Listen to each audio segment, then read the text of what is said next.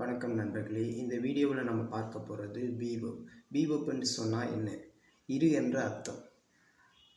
இரு என்ற அர்த்தத்தை கொடுக்கிறது தான் பீவப்.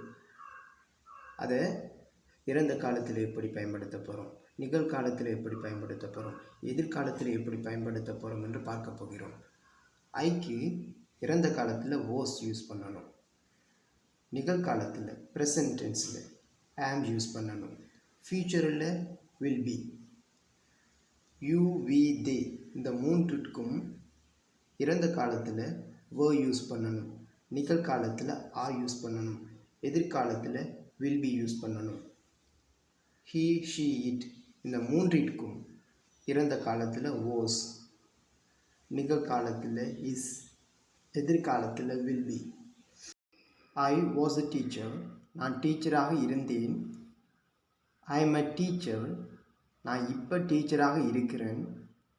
I will be a teacher நான் எதிர்காலத்தில் டீச்சராக இருப்பேன். ஹீ வாஸ் அ டாக்டர் அவன் டாக்டராக இருந்தான். ஹீ இஸ் அ டாக்டர் அவன் டாக்டராக இருக்கிறான். He will be a doctor அவன் டாக்டராக இருப்பான். Kamal was a doctor. Kamal is a doctor. Kamal will be a doctor. Kamal and Ravi were teachers.